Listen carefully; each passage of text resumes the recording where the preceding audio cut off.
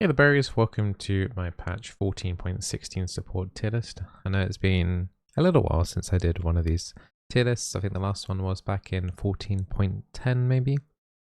If you're new to these kind of tier lists that I do, or you've kind of forgotten the format, these tier lists that I make are catered towards people that are unranked up until around about plat to low emerald. If you are beyond that, then there are going to be some slight changes in regards to potentially what is going to be like S tier, essentially, to play into solo queue. What we do in these tier lists is that we go through some of the patch notes that are relevant to support, and then we go into the actual tier list itself and I kind of explain my reasoning and thoughts why certain champions are where they are. Just a quick side note into 14.16, Swarm is going to be ending at the end of this patch, which is that new fun game mode Vampire Survivors kind of game. So if you want to play that, then now's like your only chance until they probably will end up bringing it back maybe at some point in the future, but play it now while it's still there. So we've got one nerf, actually this it's going into Corki and a couple of buffs. The only real kind of support change in it champion-wise this patch is going to be on Senna, and that's going to be a slight rework on stats. Items aren't getting changed. There's going to be death timer changes, which we'll talk about briefly, but I will say overall that is a marginal support nerf potentially here, but we'll talk about it in a second. So we'll scroll down here. Also should probably add that Ranked Split 2 ends on September the 24th, just before midnight that's on your server. So that will depend on your local time. So NA and EU will have slightly different ending times in real time. Apparently they also have done some matchmaking improvements, but I'll comment on that if I actually see it. They're trying to stop the boosting from happening and stuff like that as well. So we'll see if that actually takes into effect. So Lucian did get he's been dominant in the mid lane, but I believe he overall has been nerfed ever so slightly. So Lucian in the bot lane is slightly weaker, which does impact playing like a tank support with a Lucian, which does mean that his Q is going to be doing a tiny bit less damage when you're doing that engage. Now Senna has always been in a difficult place in solo queue. I know some of you have probably seen other people do super well with Senna, go like, you know, full lethality, popping off, doing really well. My experience with Senna overall is like, I've only ever really played Senna when I see like a mage AP. So like if I see like a Brand AP carry, a Ziggs AP carry, something like that, then I'm like, okay, well, do we need AD? And if the answer is yes, then I then lock in Senna and play with that. With this change that they're doing onto her, they're making it so that you can play Senna potentially more as AP, and you're not necessarily feeling like you have to play with an AP mage in order to do so. It's going to be very difficult to pinpoint how much of this change is going to overall affect her, but in my opinion, it's going to be taking her out more of the damage. Like her damage should still be okay, but it's going to be like weaker. I think the build path is going to be changed on her actually. And she's going to be moved into more of that utility kind of role, which I've always kind of explored and tried to do. One of the things that they've suggested here is, you know, finally we're making a change to Black Cleaver this patch that allows her to deliver 2 stacks on every attack and Q on enemy champions. That's always been something that I've kind of looked at Senna to potentially offer, is that she is genuinely a very good Black Cleaver stack applier, so reducing the enemy target's armor. But we'll go into the ratios herself, and you'll be able to decide whether or not you want to go AP or not. They are reducing her attack speed growth, so her attack speeds will feel... it's mainly the wind up on the first auto attack because her Qs are reset, so like attack speed can help on Senna for sure, but it's not a major thing. This is the thing that's going to take her slightly out of that carry role. There's 2 things here actually. So the crit strike chance per 20 stacks, so every 20 souls you have, going down from 10 to 8. So that's just a natural nerf for whatever type of Senna that you're playing. Her Q, the healing is going up on later stages. So they haven't really emphasized this properly. So you see here, it starts at 40, 40, with max points going from 80 base to 120. So quite a considerable extra healing amount. Another thing they're doing here is they are removing lethality as a percentage. So it's going to be very difficult to justify now going lethality on Senna. Like, her healing will feel garbage in that regard, if that's what you're wanting to get out of her kit. AP ratio is doubled from 40% to 80, and bonus AD is now being improved by another 10%. So lethality basically taken out of the heal, AD and AP in particular being greatly boosted. Slow percentage on the Q as well has also been improved by a decent margin on the AP ratio as well, marginal on the bonus per AD as well. So they're really trying to make people get out of that lethality item slots and go into more of like the flat AD. So like the Black Cleaver utility items like that, or just shifting over into AP entirely. W, Last Embrace. This is quite a nice buff. This rewards definitely stunners that are able to land a W. Root duration going up is always nice and welcome. And then on the ultimate as well, shield very early being increased by plus 20. Mist collection shield is still the same, but once again AP ratio increased from 40 to 70%. So I will be experimenting with an AP Senna kind of stuff here. You could maybe have like AP with a Black Cleaver combined if you feel like your team needs like the armor penetration in order to get through some of those tanks, because not many people actually pick up Black Cleaver these days. We could also do just a pure healing Senna. I'm not sure if we can maybe like weave in some attack speed with that maybe. Because you still do want to auto attack in order to get your Q off cooldown quicker, which means that you better heal more, but it does mean that you need something to actually hit in order to get that Q off quicker. So could be potentially worth looking at some sort of AP attack speed hybrid. It could mean that you could actually get use of that rune, which I actually completely forgotten the name of, in I think it's Inspiration, like tier 3, where it's like if you have, you know, all these different type of stats that you get, you know, bonus stuff, then that rune could actually be viable on Senna, because I think you can justify going flat AD, AP, attack speed. You could even argue you can make like a sort of like a bit more of a tanky AP Senna or something here as well. So you could maybe potentially benefit from that rune too. So I'm sure there's going to be lots of different builds coming out on Senna over the next week or two, and it's going to be very difficult, honestly, to pinpoint exactly where she's going to be. But I feel like a healing Senna that does a little bit of hybrid damage could be quite an interesting thing to look at.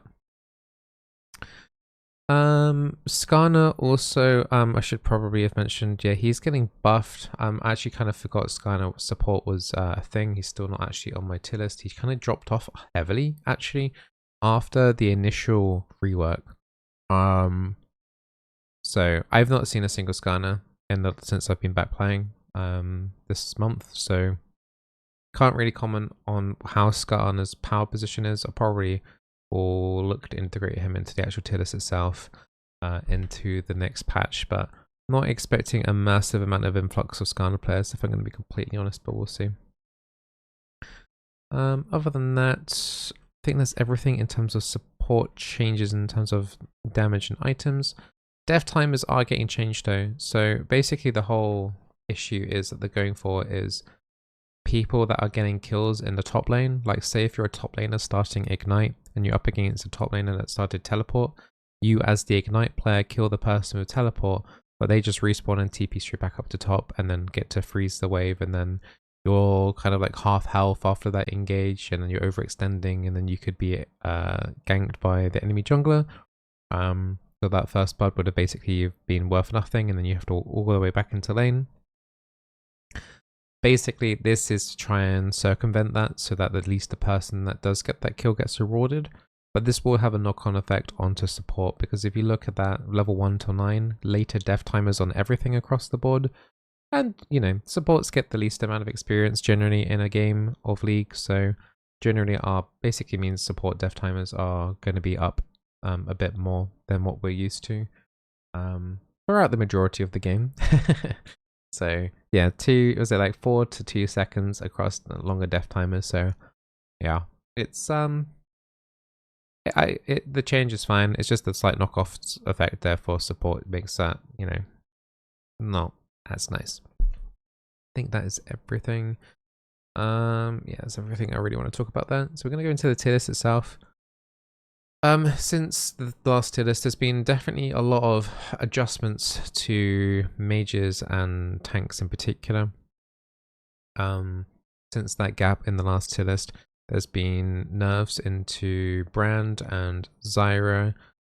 Generally, AP in general had been slightly nerfed. We have had even some tank nerfs as well. I believe Leona got buffed and then it got nerfed again, and a few other things like that. So, I think honestly this tier list is, because I took that month break off playing League, this isn't going to be like solidified 100% accuracy, and I would never say that with any of my tier list anyway. Usually when I do a tier list, I'm like super confident in it anyway. So like maybe only one champion might be wrong in the wrong area. I think in this tier list, I think with the Senna changes being kind of unstable, and then also because I had that month break, I'm going to put this at like maybe like 2 or 3 champions could be in the wrong area, but I still feel fairly confident, honestly. Not a lot has overall changed, and I've done enough solo queue games since I've been back to kind of see that not a massive amount has really changed in terms of anything, really. I mean, that's been kind of the problem with League, honestly, really, in the last 3 or 4 years, is not a massive amount gets changed, really intermittent, like little tweaks here and there, but overall not too much. I think some of the biggest changes are probably Blitzcrank is now in tier 4. He has had a bunch of changes to him over the last couple of months, and now he's just not doing very well. He's one of those champions that most people, particularly in that bronze, silver bracket, iron bracket, are kind of scared of. I'm telling you, don't be scared of Blitzcrank, just stop banning him. Also goes with his win rate overall is pretty bad right now at 48%, which I think is one of the lowest he's ever been. So if you were ever wanting to ban something else, then now's the time to do it, because Blitzcrank ban, in my opinion, is just kind of a waste. And in fact, there's a trend along a lot of the tanks are actually kind of struggling. Thresh actually being the best hook, even in the lower ELO brackets, is kind of weird to say, but it's weird, yeah, but it's true. Even with people not necessarily clicking lanterns, he's sitting at tier 3. You got that the Blitzcrank and the Nautilus in tier 4 below him. It's kind of weird. It's doesn't feel right to do that, but it's that is the case. But yeah, Zyra used to be like tier 1, tier 2. She's probably for the first time really fallen into like the tier 3 category. I think she's still okay to play if you want to. Same with the Brand. Anything in tier 3 is okay to play. But I feel like in tier 2 you're going to find some better champions. In tier 2, the best AP support, whether you believe it or not, is actually Teemo support. For that unranked to kind of like high plat bracket. Teemo support's actually very, very good, and very, very annoying to play against, and you can tilt a lot of enemy teams just by playing him. So yeah, Teemo support. Yeah, it's weird. Like it feels weird saying all of this stuff, because it's like, you know, Zyra is so dominant for such a long time, so is Brand, maybe even like the Zera for the Vel'Koz, whatever. Like in the realm where Teemo support is actually the best AP support to play. It feels very weird saying that, but yeah, it's true. So have fun playing with that if that's what you want to experiment with. I did put Senna in that tier 2. I feel like the first week might be a little bit rocky until people find what works and what doesn't work. But I feel like once people realize, you know, a kind of build-ish in a direction where, you know, focusing a little bit more on AP maybe, once people start figuring out how to build her properly, what the kind of most meta thing is, I expect her win rate to rise significantly. So I expect teething issues the first week, so maybe avoid playing her until maybe I release a couple of videos or something to kind of indicate what's good, because I will be doing a bunch of Senna games to kind of experiment where we should be building, and yeah, it's going to be lots of different things here. Kind of exciting, also a little bit stressful. Tarek is genuinely doing pretty well. Tier 2, high tier 2 pick, I think, in my opinion. Leona also, even though she did get nerfed, I think is a solid tier 2 pick. Amumu, also really good as well. No one's really playing Amumu or Tom Kench tank. Or the Rel. I think they're all pretty good tanks. So the Poppy, I think there's like, you know, there's some non-standard tanks there apart from like the Leona that are actually kind of good and you should consider picking up if you want to play a tank and play something a little bit new. So all of those are pretty good in my opinion. Milio, is he the only enchanter I put there? I guess unless you want to count Senna. Yeah, he's like the only enchanter there. I think Milio is actually, he did have some changes. I think he's still doing absolutely fine. Work together with like a Jinx or something else with high range, poke them down, get the disengage if you needed with his Q. I think Milio is still pretty good. Tier 1, very Uwu tier. Like this one has always traditionally been labeled as the Uwu tier. Generally enchanters have been, you know, there's usually 1 or 2 enchanters at least at the top there in the tier 1. But yeah, I mean, you're seeing Seraphine up there and that says everything, and I don't like playing Seraphine at all. So yeah, all of those enchanters are generally very stable, very strong, independent women that, yeah, I mean, all of those enchanters are generally doing pretty well. It's definitely back to kind of like an enchanter kind of esque era. As you saw in the notes, not really a massive amount of changes going in. So yeah, they're just sitting pretty. The tanks aren't really threatening them now. The AP mages aren't really threatening them as well.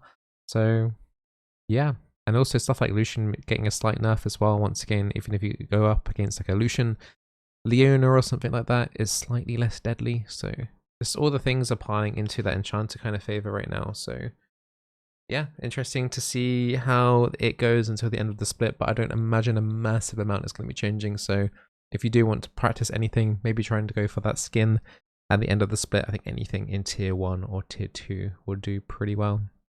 So all the best berries, take care. Hope you guys enjoyed another tier list, and I'll do another one in 2 weeks' time. Bye-bye.